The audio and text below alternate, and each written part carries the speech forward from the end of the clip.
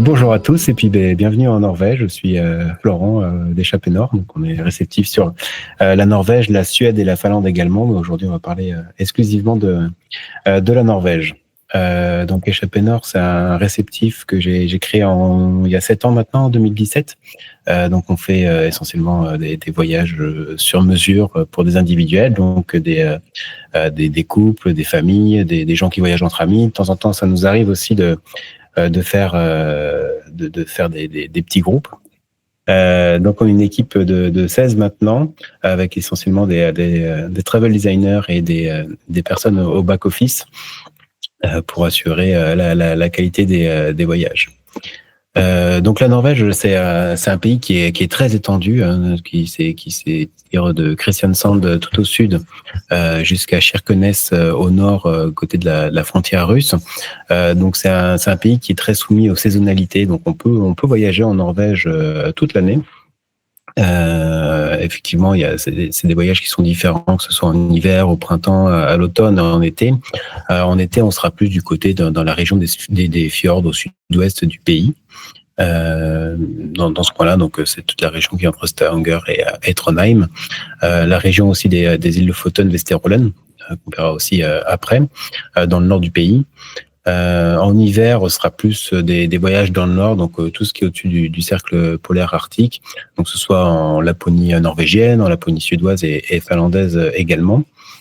Maintenant, c'est vrai qu'on pense pas souvent, mais la saison septembre-octobre, c'est aussi une très belle période pour venir en Norvège, parce qu'on rentre dans la période des aurores boréales. Donc, il y a beaucoup moins de monde qu'en été. Toutes les randonnées sont encore possibles. Dans toute cette partie ici, dans le coin des îles Lofoten, Vesterålen, il y a de très belles randonnées encore à faire. Il peut voir les aurores boréales, des sorties aussi en mer qui sont possibles. Du kayak également, donc c'est aussi une belle période pour voyager. Au printemps, on va être plus dans la région des fjords, dans ce coin-là, pour faire beaucoup d'activités, du rafting par exemple, qui peut se faire puisque il y a toute la neige qu'ils font, donc les rivières sont bien alimentées, du kayak, des excursions sur les fjords aussi. Voilà, c'est un pays qui se parcourt toute l'année et en fonction des saisons, effectivement, il y a ces différentes typologies de voyages. On a également le Svalbard en Norvège. Alors c'est un territoire qui est administré par la Norvège, qui est tout au nord, qui est à peu près à 1h30 de vol de Tromsø, donc à 3 heures d'Oslo. Et là, c'est une destination qui est vraiment à part entière, hein. C'est l'aventure totale. Donc voilà, de belles choses à faire aussi dans ce coin-là, que ce soit en hiver ou en été. La particularité, c'est qu'il y a 2 hivers, l'hiver où il fait nuit en permanence et l'hiver où il fait jour en permanence. Donc pour revenir un petit peu sur la région des fjords, voilà un petit peu le type de paysage qu'on peut voir. Donc beaucoup d'eau, effectivement, des montagnes qui se jettent dans le fjord. Donc on a des couleurs qui sont assez particulières, assez émeraudes. Ce sont les minéraux des glaciers qui donnent cette couleur-là. Donc c'est une région où on aura beaucoup de randonnées à faire. Donc les points d'accès de cette région-là, donc on est vraiment au sud-ouest du pays.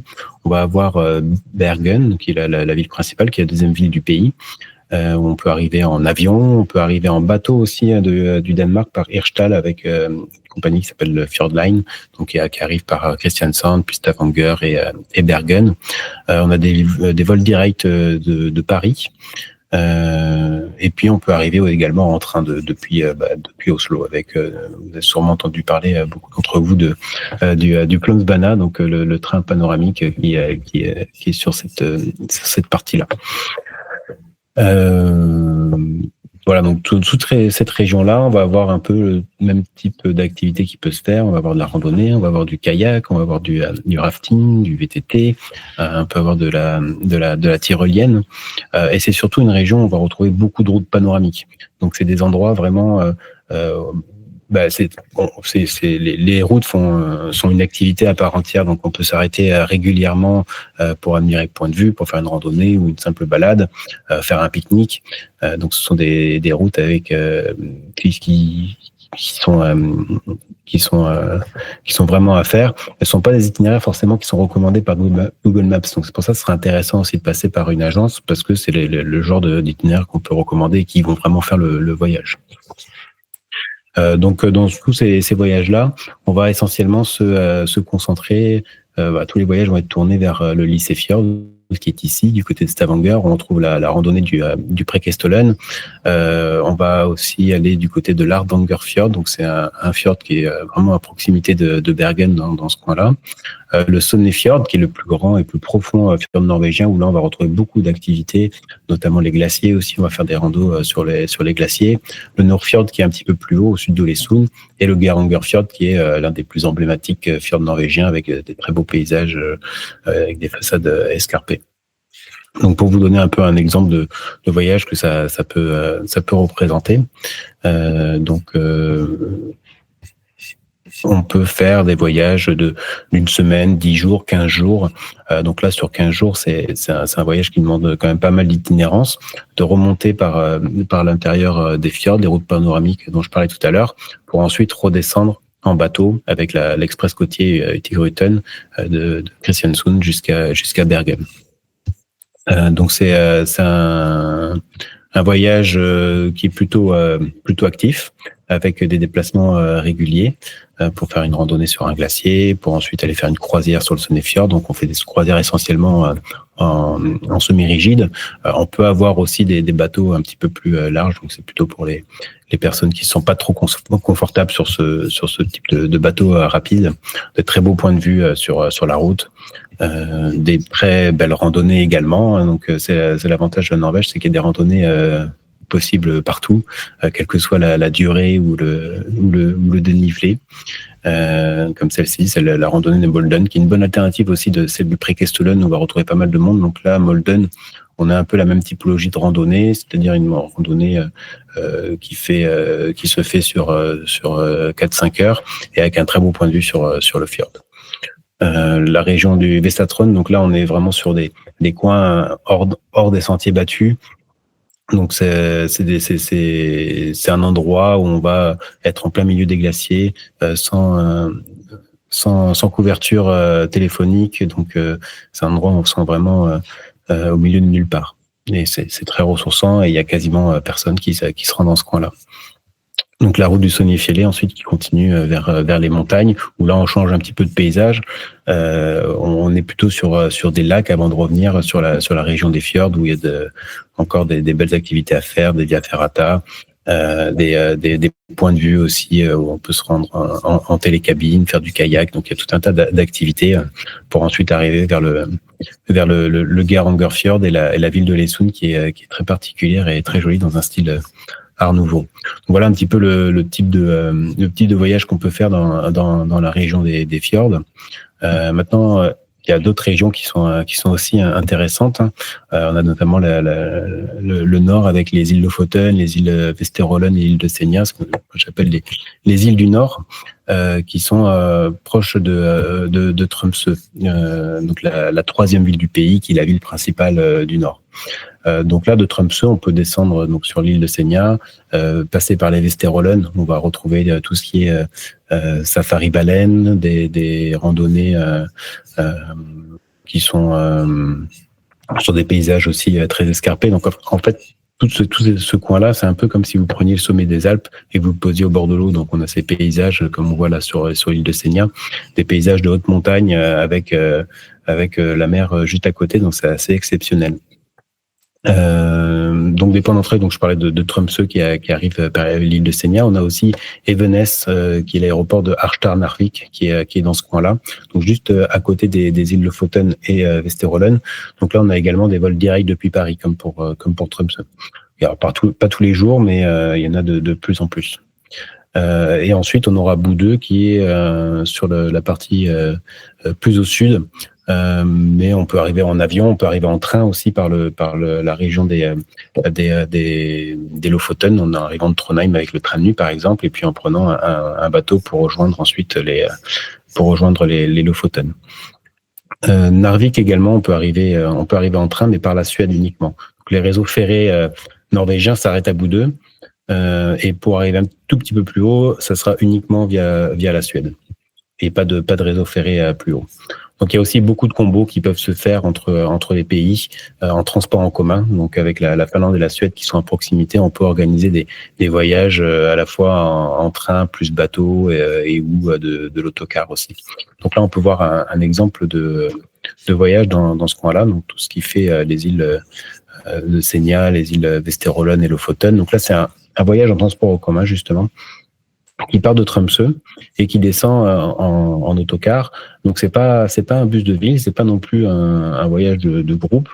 C'est juste un bus qui passe à la même heure tous les jours aux mêmes endroits et qui fait ces petits détours aussi touristiques des endroits les plus sympas des îles.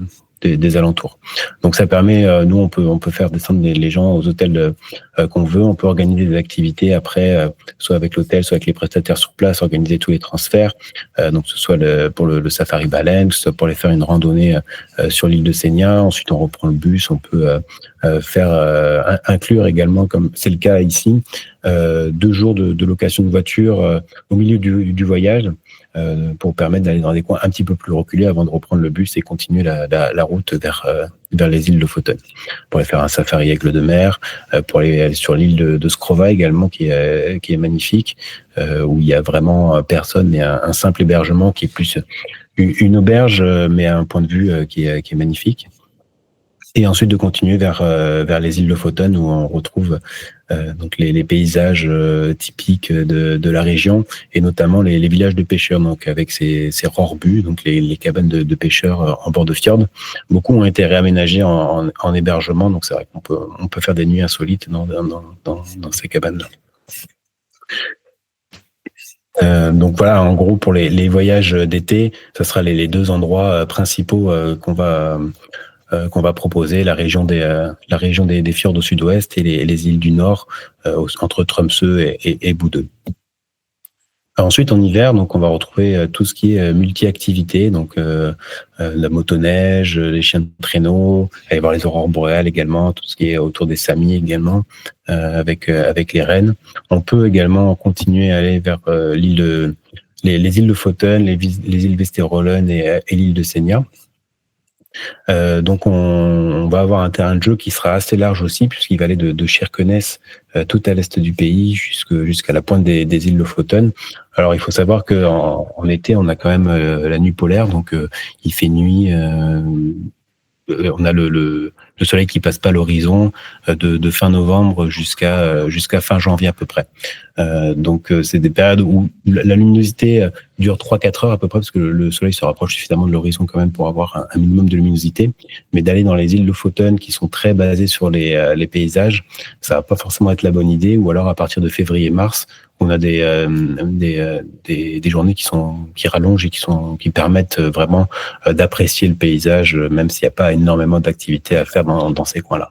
Tout ce qui est chien de traîneau, motoneige, etc. sera un petit peu plus haut dans les Alpes de Lingen, du côté d'Alta aussi, où il y a de très beaux hébergements dans ce coin-là, beaucoup d'hébergements insolites, avec des igloos à toit de verre notamment, et du côté de Kirkenes, où il y a un hôtel de glace qui peut être sympa à faire. Pour vous montrer un exemple de ce que peut donner un voyage d'hiver, donc on a ce voyage-là, Aventure boréale, qu'on propose assez régulièrement, qui permet en fait d'explorer toute la région autour de Tromsø sans forcément avoir à faire 5-6 heures de voiture. Faut savoir qu'en Norvège, les routes sont déneigées très régulièrement, donc il n'y a pas vraiment de soucis pour rouler. Les voitures sont bien équipées. Donc là, ce voyage-là nous emmène dans les Alpes de Lingen, qui sont à l'est de Tromsø, notamment pour aller voir les aurores boréales, avec un hébergement en bord de fjord.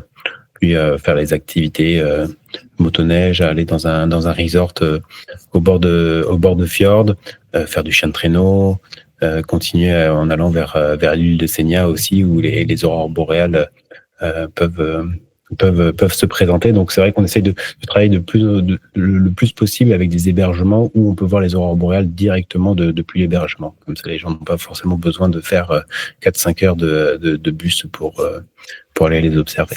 Donc voilà, donc n'hésitez pas à nous contacter pour vos voyageurs. Nos contacts sont nos coordonnées sont dans le descriptif de la vidéo. Donc que ce soit pour l'été, l'hiver, le printemps ou l'automne, on a tout forcément un voyage pour vous.